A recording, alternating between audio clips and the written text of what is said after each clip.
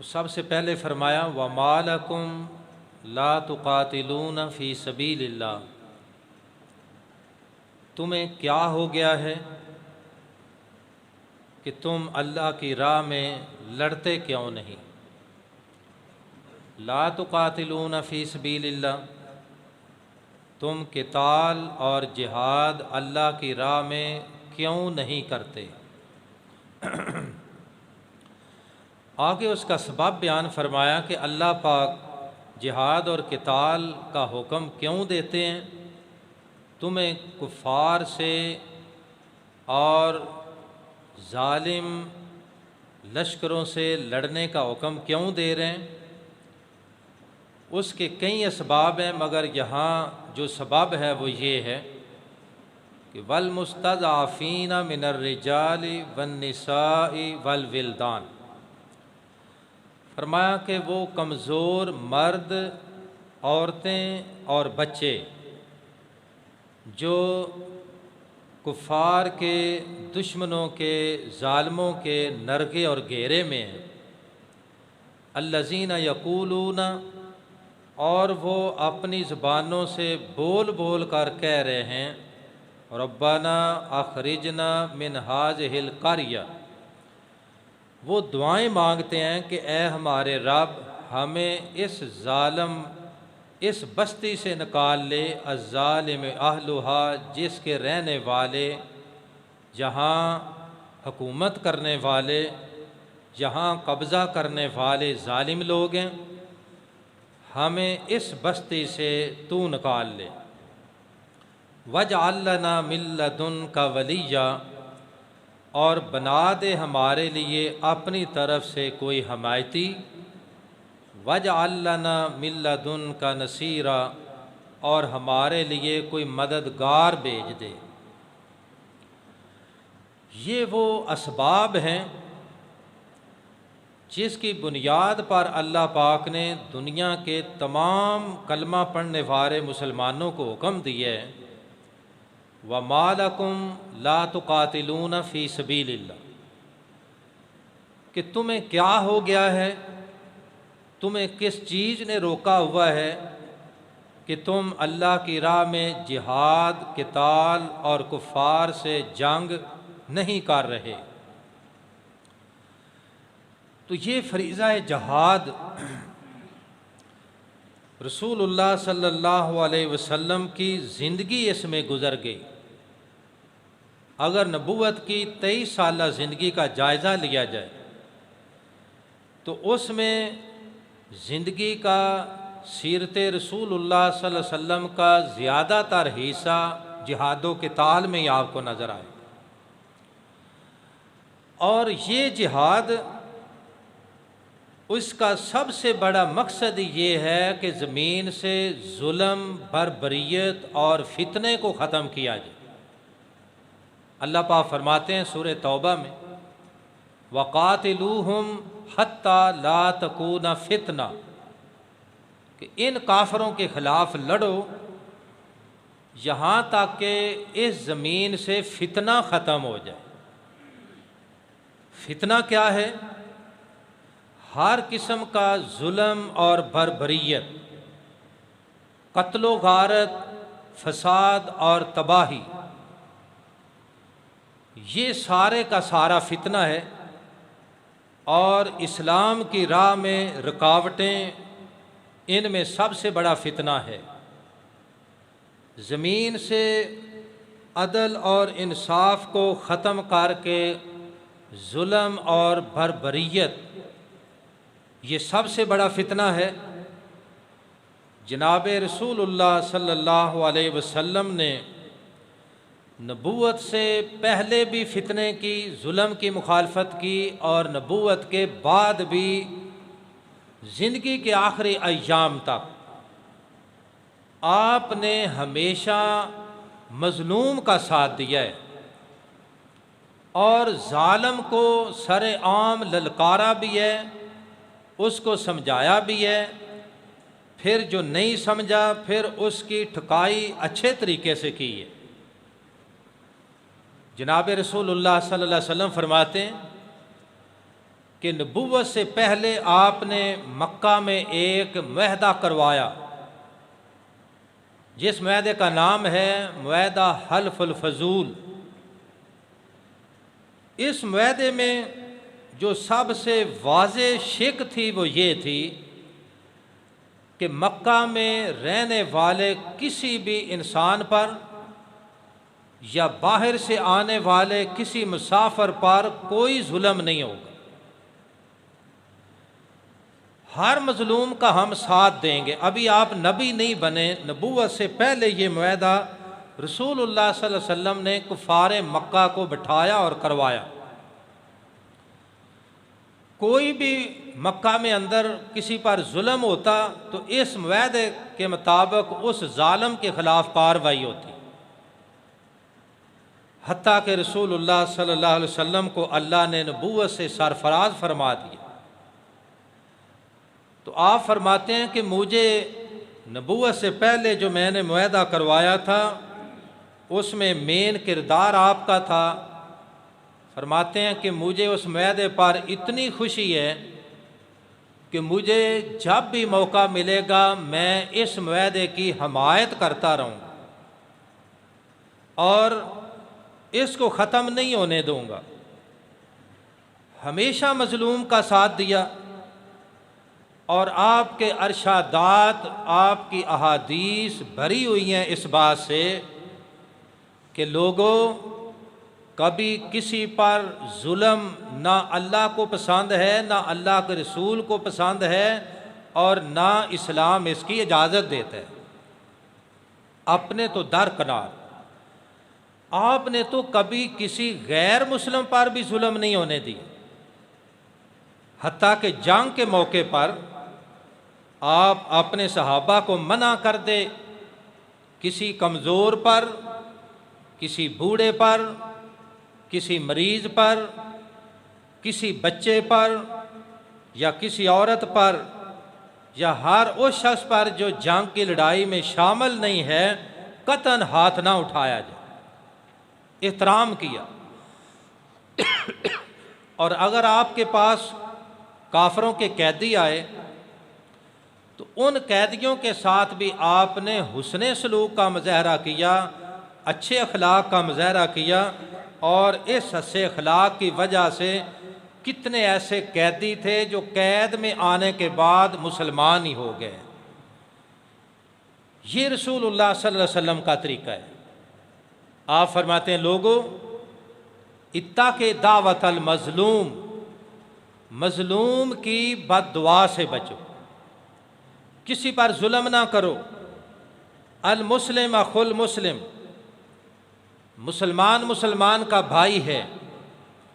لا یظلمہ، مسلمان اپنے بھائی پر کسی صورت میں ظلم نہیں کرے گا، اجازت نہیں۔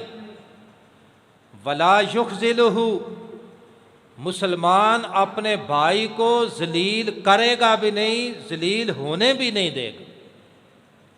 ولا یسلمہ، اور مسلمان اپنے بھائی مسلمان کو کسی صورت میں دشمن کے حوالے بھی نہیں کرے گا۔ آج حالات یہ ہیں کہ فلسطین کے مسلمان، جس کو پوری دنیا کے مسلمانوں نے ان ظالم اسرائیلیوں کے حوالے کر دیے، عملی طور پر ہر چیز واضح ہے، ہر مسلمان حکمران بھی چپ ہے، اور ہر اسلامی حکومت کے جرنیل اور کرنیل اور بڑے بڑے سپہ سالار سب نے اپنے منہ کو تالا لگایا ہوا۔ مسلمان حکمران اس وقت خاموش تماشائی بن کر بیچارے مظلوم فلسطینیوں کا حشر دیکھ رہے ہیں کہ ان کا خاتمہ کب ہوتا ہے۔ یہ اس نبی کی امت، جس نبی نے کبھی کسی غیر مسلم پر بھی ظلم نہیں ہونے دیا۔ انسان تو درکنار، جناب رسول اللہ صلی اللہ علیہ وسلم نے کسی حیوان، کسی جانور، کسی ذی روح چیز پر بھی ظلم کرنا برداشت نہیں کیا۔ حلال جانوروں کے بارے میں فرمایا کہ اللہ نے تمہارے لیے حلال کیے ہیں، ان کو تم ذبح تو کر سکتے ہو، گوشت کھا سکتے ہو، مگر ذبح کرنا ہے تو چھری تیز دھار ہونی چاہیے، کھڈی چھری سے ذبح کرنا یہ بھی ظلم ہے۔ حدیث پاک میں آتا ہے جناب رسول اللہ صلی اللہ علیہ وسلم ایک انصاری صحابی تھا، اس کے باغ میں گئے، اس کا اونٹ رسول اللہ صلی اللہ علیہ وسلم کے پاس شکایت لے کر آیا اپنے مالک کی۔ اس اونٹ کے آنکھوں میں آنسو ہیں اور اپنے بول نبی پاک کے کانوں سے لگائے، جو بھی اس نے بات کی۔ اللہ کے رسول کا یہ معجزہ ہے، آپ نے اس کی بات سمجھی، پھر اس کے مالک کو بلایا، فرمایا کہ تمہارا اونٹ شکایت کر رہا ہے کہ تم اسے کام زیادہ لیتے ہو، چارہ اور پانی کم دیتے ہو، اس کے بارے میں قیامت کے دن تم سے پوچھا جائے۔ کسی جانور پر ظلم ہونا برداشت نہیں کیا۔ جناب رسول اللہ صلی اللہ علیہ وسلم نے مکی زندگی میں بھی معاہدہ حلف الفضول پر فخر کیا کہ یہ وہ معاہدہ ہے کہ جس میں مکہ میں کسی مظلوم پر کوئی ظلم نہیں کر سکتا، کسی مسافر پر، کسی اجنبی پر، کسی غریب پر۔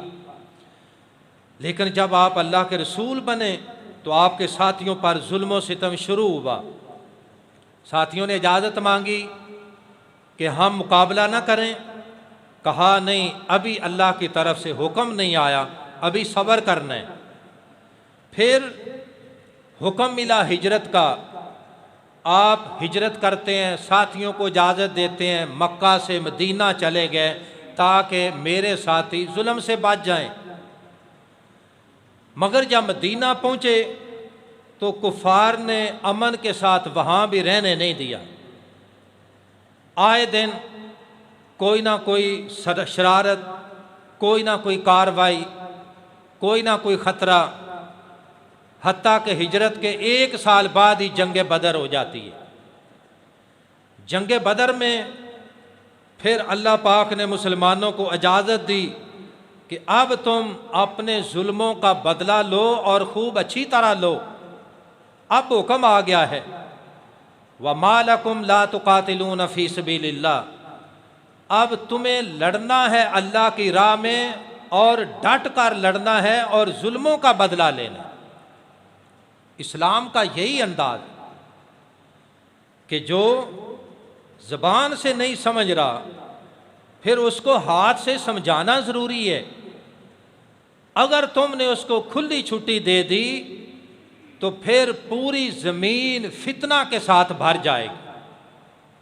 امام کائنات جناب محمد رسول اللہ صلی اللہ علیہ وسلم نے، آپ کا ارشاد گرامی ہے، فرمایا انصر اخاک ظالم او مظلوم، کہ تمہارا بھائی ظالم ہے یا مظلوم ہے ہر حال میں اس کی مدد کرو۔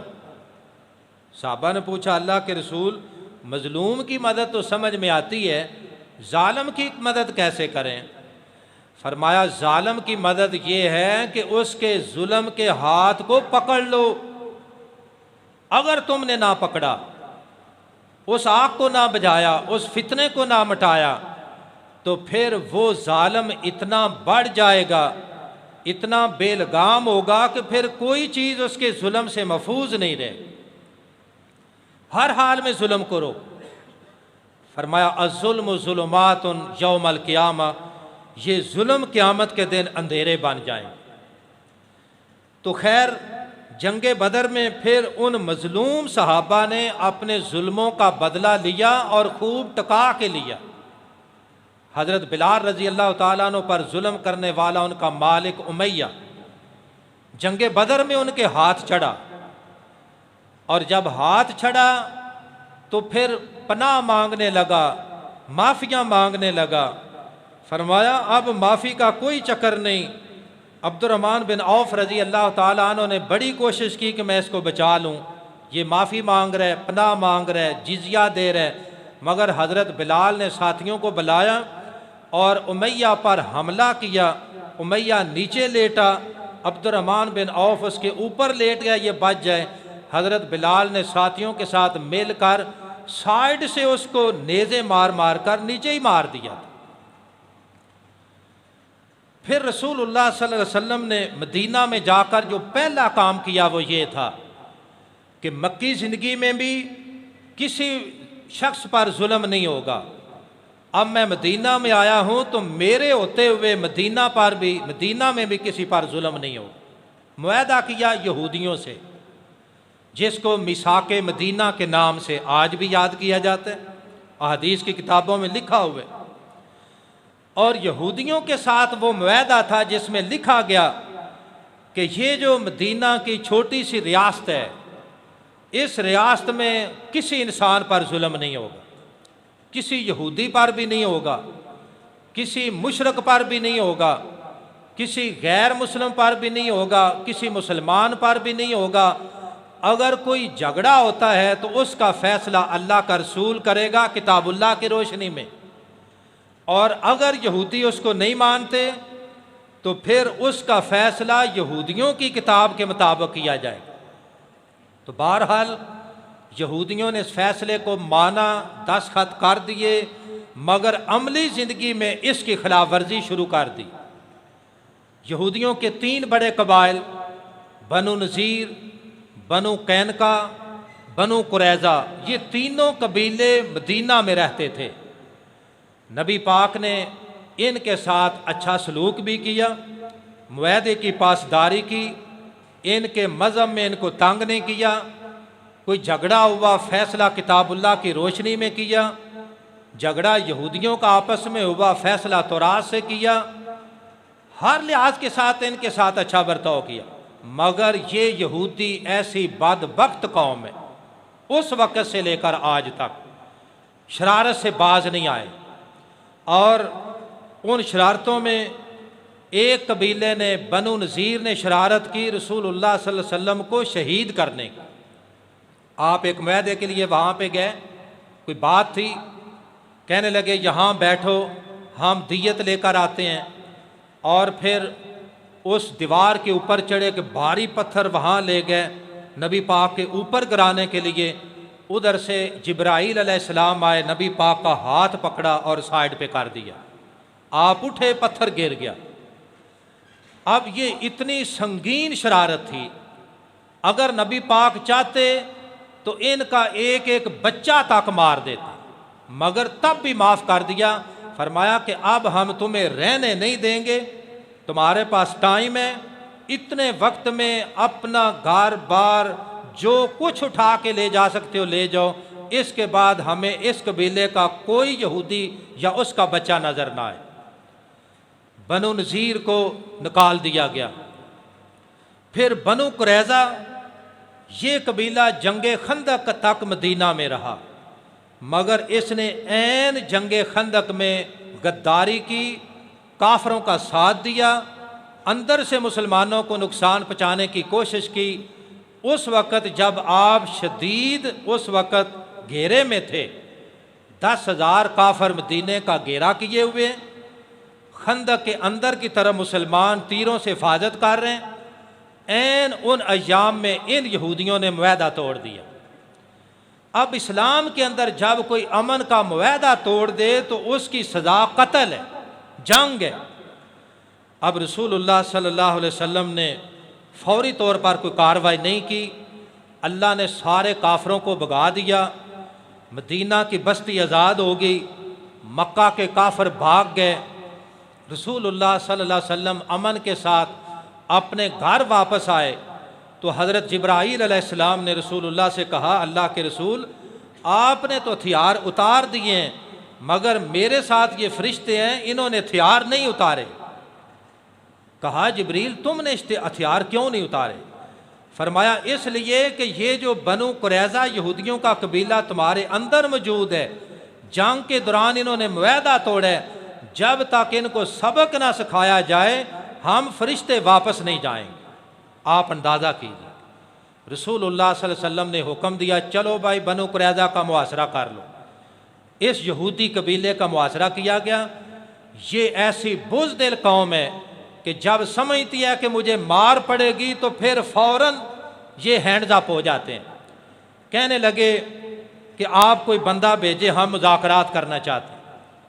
رسول اللہ صلی اللہ علیہ وسلم نے فرمایا کہ جس کو چاہو نامزد کر لو، وہ جو فیصلہ کر لے میں اس کے مطابق عمل درآمد کروں گا۔ اب انہوں نے ثالث بنایا صحابی رسول حضرت سعد بن معاذ رضی اللہ تعالیٰ۔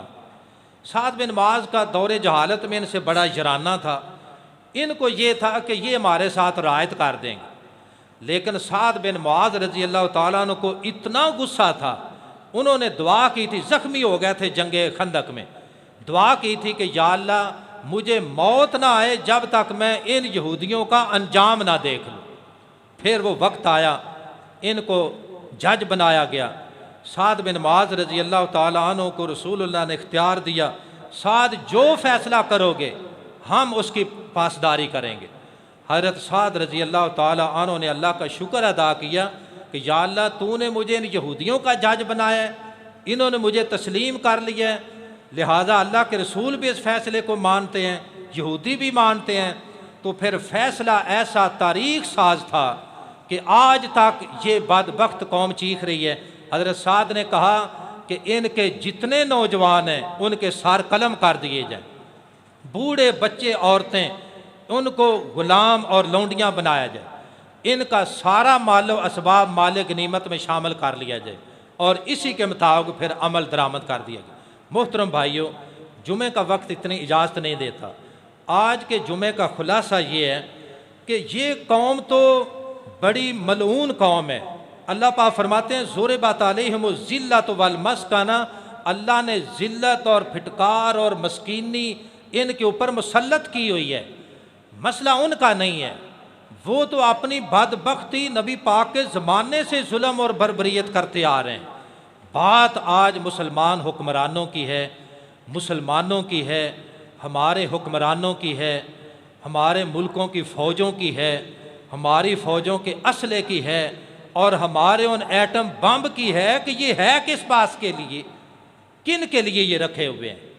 اگر آج ان مظلوم فلسطینیوں کی مدد نہیں کر رہے، تماشا دیکھ رہے ہیں، اور وہ ظالم امریکی وہ اپنے بحری بیڑے بھیج رہے ہیں یہودیوں کی مدد کے لیے، اور مسلمان حکمران آگے سے اس کی نفی تک نہیں کر رہے، کوئی اعلان نہیں کر رہے، کوئی ایجنڈا نہیں بنا رہے، کوئی معاہدہ نہیں کر رہے، کوئی بات نہیں کر رہے، آگے سے بھیک مانگ رہے ہیں کہ جی جنگ بند ہونی چاہیے۔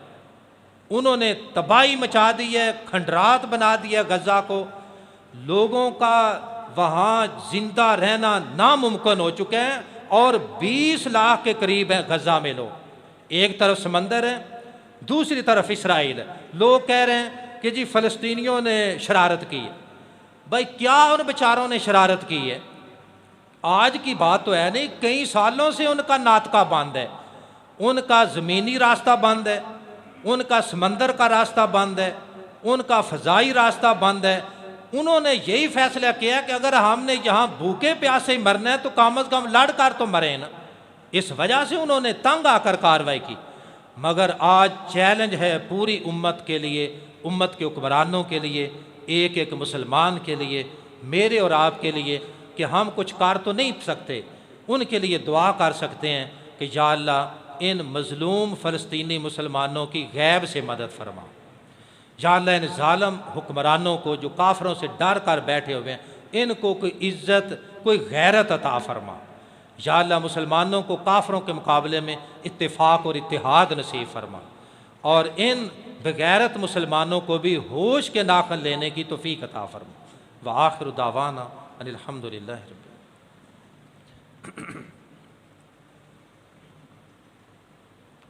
ان الحمد للہ نحمده ونستعینه ونستغفره ونعوذ باللہ من شرور انفسنا ومن سیئات اعمالنا من يهد الله فلا مضل له ومن يضلل فلا هادي له اشهد ان لا اله الا الله وحده لا شريك له واشهد ان محمدا عبده ورسوله اما بعد فان خير الحديث كتاب الله وخير الهدي هدي محمد صلى الله عليه وسلم وشر الأمور محدثاتها وكل محدثة بدعة وكل بدعة ضلالة وكل ضلالة في النار. اللهم اغفر لنا وللمؤمنين والمؤمنات والمسلمين والمسلمات. اللهم ألف بين قلوبهم وأصلح ذات بينهم وانصرهم على عدوك وعدوهم.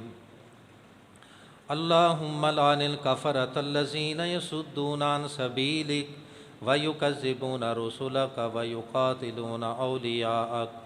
اللهم خالف بين كلمتهم. اللهم زلزل أقدامهم وأنزل بهم باسك الذي لا ترده عن القوم المجرمين. اللهم أهلك الظالمين بالظالمين.